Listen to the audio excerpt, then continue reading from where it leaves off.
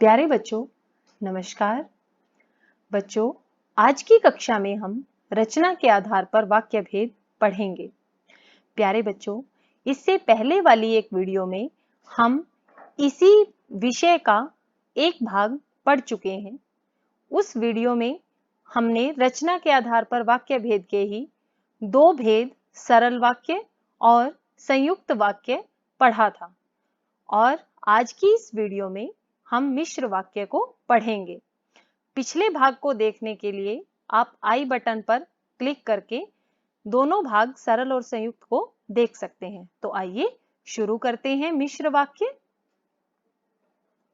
मिश्र वाक्य जैसे कि नाम से ही पता चलता है, जिसमें एक से ज्यादा वाक्य होते हैं। यहां पर परिभाषा जो लिखी है उसको हम एक बार पढ़ेंगे। जिन वाक्यों की रचना एक से अधिक ऐसे उपवाक्यों से हुई हो जिनमें एक प्रधान तथा अन्य गौण वाक्य हों। जैसे कुसुम ने कहा कि वह कल कानपुर जाएगी। मिश्र वाक्य को समझने के लिए हमें तीन बातों का ध्यान रखना जरूरी है। पहली बात, हमें पता होना चाहिए उपवाक्य क्या होता है। दूसरी बात, प्रधान उपवाक्य क्या होता है। और तीसरी बात, आश्रित उपवाक्य क्या होता है। तो आइए इस बात को पहले समझ लेते हैं। उपवाक्य उस वाक्य को कहते हैं जिस वाक्य में एक से अधिक वाक्यों का प्रयोग किया जाता है और वो वाक्य किसी न किसी योजक के साथ जुड़े हुए होते हैं। ये उपवाक्य दो तरह के होते हैं, एक प्रधान और दूसरा आश्रित। प्रधान उपवाक्य ऐसा उपवाक्य है जो स्वतंत्र होता है, जिसकी क्रिया मुख्य क्रिया होती है, वह किसी योजक के साथ जुड़ी हुई होती है। आश्रित उपवाक्य मिश्र वाक्यों में एक मुख्य उपवाक्य और शेष उस पर आश्रित उपवाक्य होते हैं। तो ये हमने समझना है मिश्र वाक्य को समझने से पहले। तो आइए देखते हैं मिश्र वाक्य को हमें जब करेंगे हम तो उसको ध्यान रखने के लिए किन किन बातों को हमें अपने ध्यान में रखना चाहिए। सबसे पहला है, एक प्रधान वाक्य और शेष वाक्य उस पर आश्रित होते हैं। मिश्र वाक्य में एक वाक्य प्रधान होगा और अन्य वाक्य उस पर आश्रित रहेंगे। दूसरा, मिश्र वाक्य से जुड़े वाक्य एक दूसरे के बिना प्राय पूर्ण अर्थ नहीं देते हैं। तीसरी बात जो मिश्र वाक्य के लिए ध्यान रखेंगे, आश्रित वाक्य की जिसे यदि इन समुच्चय बोधक अवयवों से जुड़े होते हैं। समुच्चय बोधक दो तरह के होते हैं, समानाधिकरण और व्यधिकरण। समानाधिकरण जो समुच्चय बोधक अवयव थे वो हमने पढ़े थे संयुक्त वाक्य में, और समुच्चय बोधक का दूसरा जो प्रकार है व्यधिकरण, वो समुच्चय बोधक मिश्र वाक्य के अंतर्गत आते हैं। तीसरी बात, जिस वाक्य की क्रिया वाक्य के अंत में बनी रहती है वह प्रधान वाक्य होता है। जैसे अनुराग परिश्रम करता तो अवश्य सफल होता, ये एक वाक्य है तो हम इसको देख सकते हैं। जैसे ऊपर के वाक्य में हमने पढ़ा कि जिस वाक्य की क्रिया वाक्य के अंत में बनी रहेगी। अब यहां पर देखिए, अनुराग परिश्रम करता तो अवश्य ही सफल होता। हमने क्या किया, इसको सरल वाक्य में बदल लिया, अनुराग परिश्रम करने पर अवश्य सफल होता। तो सरल वाक्य बनाया तो हमने क्या देखा, यहां करता था, ये करने हो गया, लेकिन सफल होता, तो इसमें प्रधान वाक्य जो है ये हुआ। तो जिस वाक्य की क्रिया अंत तक बनी रहती है वह प्रधान वाक्य होता है।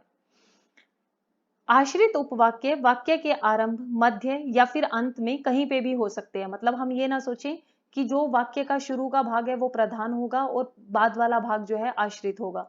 आश्रित उपवाक्य वाक्य के शुरू में भी हो सकता है और अंत में भी हो सकता है। तो मिश्र वाक्य को हमने समझा। आगे है मिश्र वाक्य में उपवाक्य, हमने जो पढ़ा उस उपवाक्य के भेद।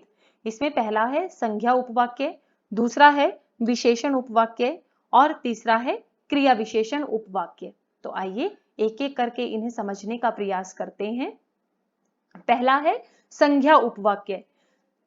प्रधान उपवाक्य वाक्य की किसी संज्ञा के स्थान पर प्रयुक्त हुआ हो, या फिर हम इस तरह कह सकते हैं कि जिस आश्रित उपवाक्य का प्रयोग प्रधान वाक्य के किसी संज्ञा, कर्ता कर्म के बदले में किया जाता है, उसे हम संज्ञा उपवाक्य कहते हैं। संज्ञा उपवाक्य को हम पहचानेंगे कैसे कि वाक्य की जो मुख्य क्रिया है, अगर हम उससे क्या से प्रश्न करते हैं, अगर क्या शब्द से प्रश्न करने पर हमें उत्तर मिलता है, तो जो उपवाक्य होगा वो संज्ञा उपवाक्य के अंतर्गत आता है। सामान्यतः यह कि अव्यय से जुड़े हुए होते हैं। जैसा कि इसका एक उदाहरण है, मैंने सुना है कि इस गांव में देवी का मंदिर है। मैंने क्या सुना कि इस गांव में देवी का मंदिर है। मैंने सुना क्रिया से प्रश्न किया क्या लगाकर, मैंने क्या सुना, तो इसका उत्तर मुझे इस वाक्य में मिला कि इस गांव में देवी का मंदिर है। तो हमने क्या देखा कि जो मुख्य क्रिया थी, प्रधान उपवाक्य था, उसकी क्रिया से जब मैंने प्रश्न करने पर उत्तर मिला तो वो किसके अंतर्गत आता है, संज्ञा उपवाक्य के अंतर्गत आता है। अगला देखिए, विशेषण उपवाक्य। जो आश्रित उपवाक्य की किसी संज्ञा अथवा सर्वनाम की विशेषता को बताते हैं, उसे हम विशेषण उपवाक्य कहते हैं। इसकी पहचान देखिए, अगर हम प्रधान उपवाक्य के कर्ता से कौन सा या कौन सी शब्द से प्रश्न करने पर अगर हमें उत्तर मिलता है, तो वह विशेषण उपवाक्य कहलाता है। यह जो जिस आदि अव्ययों से जुड़े हुए होते हैं, जैसा कि उदाहरण में लिखा है, पिताजी ने वह मकान बेच दिया जो पुराना था। अब मैंने इसमें प्रधान उपवाक्य से प्रश्न में जो क्रिया है उससे प्रश्न किया, पिताजी ने कौन सा मकान बेच दिया, वह मकान बेच दिया जो कि पुराना था। तो ये मकान की विशेषता बता रहे हैं कि वो वाला मकान जो कि पुराना था। तो ये विशेषण उपवाक्य का उदाहरण है। अगला देखिए, क्रिया विशेषण उपवाक्य। जो आश्रित उपवाक्य प्रधान उपवाक्य की क्रिया की विशेषता को बताता है, उसे हम क्रिया विशेषण उपवाक्य कहते हैं। इसकी पहचान के लिए, क्रिया विशेषण क्रिया के घटित होने के समय, स्थान, रीति अथवा परिमाण तथा कारण संबंधी विशेषता बताते हैं। उसी प्रकार क्रिया विशेषण उपवाक्य भी क्रिया की इन्हीं विशेषताओं को बताते हैं। आपको ध्यान होगा, क्रिया विशेषण 4 प्रकार का होता है, कालवाचक, स्थानवाचक, रीतिवाचक और परिमाणवाचक। तो ये क्रिया विशेषण है। तो क्रिया की विशेषता को इन आधारों पर जिसके माध्यम से बताया जाता है, तो जब आश्रित उपवाक्य क्रिया की इन विशेषताओं को बताते हैं तो वो क्रिया विशेषण उपवाक्य के अंतर्गत आते हैं।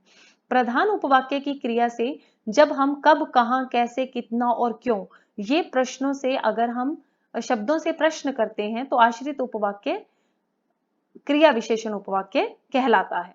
उतना ही बोलो जितना आवश्यक हो, कितना बोलो जितना की आवश्यक हो। तो मैंने कितना लगा के जब इससे प्रश्न किया तो इसमें उत्तर मिला जितना आवश्यक हो। तो इसे हम क्रिया विशेषण उपवाक्य कहते हैं। तो आप इन दोनों वीडियो को अच्छे से देखेंगे और इस विषय को समझने का प्रयास करेंगे। धन्यवाद।